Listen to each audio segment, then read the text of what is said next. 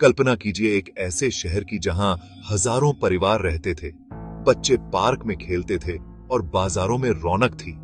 और फिर अचानक सब कुछ खत्म हो गया। 26 अप्रैल 1986 की वो रात महज एक तारीख नहीं, बल्कि इंसानियत के लिए एक काला धब्बा बन गई। आज हम आपको ले चलेंगे एक्सक्लूजन जोन के उस गहरे अंधेरे में, जहां जाना आज भी मौत को दावत देने जैसा है। यह कहानी है चेरनोबिल की, वो सच जिसे सोवियत संघ ने दुनिया से छुपाने की हर मुमकिन कोशिश की। रिएक्टर नंबर 4 के भीतर एक खतरनाक खेल चल रहा था। वैज्ञानिक एक ऐसा टेस्ट कर रहे थे जो पहले कभी सफल नहीं हुआ था। रात के 1:23 पर कंट्रोल रूम के मीटर अचानक बेकाबू हो गए। पावर इतनी बढ़ गई कि रिएक्टर के कोर को ठंडा करने वाला पानी भाप बन गया। अचानक एक गगनभेदी धमाका हुआ। रिएक्टर की छत उड़ गई और हवा में रेडियोधर्मी गैसों का एक विशाल बादल छा गया। अधिकारियों को लगा कि सिर्फ आग लगी है। उन्हें अंदाजा ही नहीं था कि उन्होंने नर्क का दरवाजा खोल दिया है। जब धमाका हुआ तो शहर के लोग अपनी नींद से जागे। आग की लपटों का रंग इंद्रधनुष जैसा था, नीला, हरा और बैंगनी।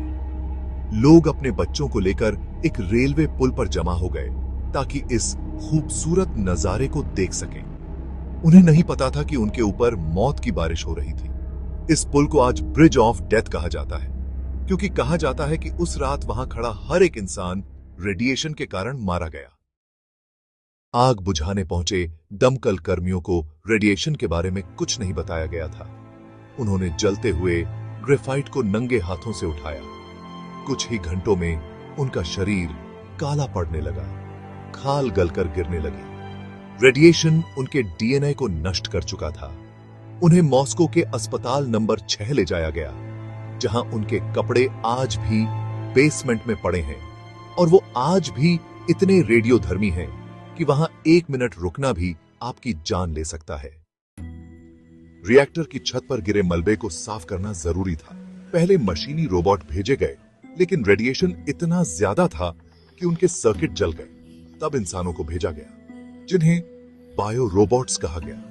उन्हें सिर्फ 90 सेकंड का समय दिया जाता था छत पर जाने के लिए। 90 सेकंड, क्योंकि उससे ज्यादा रुकने का मतलब था मौत। हजारों सैनिकों ने अपनी सेहत कुर्बान कर दी ताकि उस मलबे को हटाया जा सके।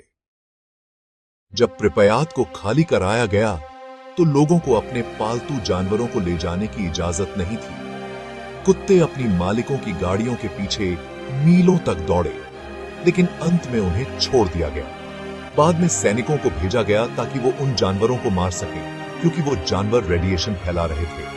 यह चेरनोबिल का सबसे भावुक और दर्दनाक हिस्सा था।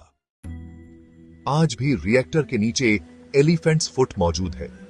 धमाके के बाद रिएक्टर का परमाणु ईंधन, यूरेनियम, कंक्रीट और रेत पिघलकर एक लावा की तरह बन गए थे। यह लावा बहकर रिएक्टर के बेसमेंट में जमा हो गया और ठंडा होकर पत्थर जैसा सख्त हो गया। इसकी बनावट हाथी के पैर जैसी दिखती है, इसलिए इसे यह नाम दिया गया। 1986 में जब यह बना था, तब इससे इतना ज्यादा रेडिएशन निकल रहा था कि इसके पास सिर्फ 300 सेकंड खड़े रहने का मतलब था निश्चित मौत। इसकी रेडिएशन शरीर की कोशिकाओं को तुरंत नष्ट कर देती थी। यह इतना गर्म और रेडियोधर्मी है कि कंक्रीट की मंजिलों को पिघलाकर जमीन के नीचे धंस रहा है। अगर यह पानी के स्रोतों तक पहुंच गया तो तबाही फिर से शुरू हो सकती है। 2016 में इसके ऊपर एक विशाल स्टील का कवच बनाया गया है जो अगले 100 सालों तक इसे रोके रखेगा। लेकिन उसके बाद क्या? चेरनोबिल हमें सिखाता है कि विज्ञान जब नियंत्रण से बाहर हो जाता है तो कुदरत उसे अपनी गोद में ले लेती है। आज प्रिपयात में पेड़ों ने इमारतों को ढक लिया है। इंसान चला गया, लेकिन रेडिएशन वही है, हजारों सालों तक रहेगा। यह एक ऐसा घाव है जो कभी नहीं भरेगा। क्या आपको लगता है कि परमाणु ऊर्जा हमारे लिए सुरक्षित है? अपनी राय कमेंट में जरूर दें। वीडियो को लाइक करें और इतिहास के ऐसे ही रहस्यों के लिए चैनल को सब्सक्राइब करें।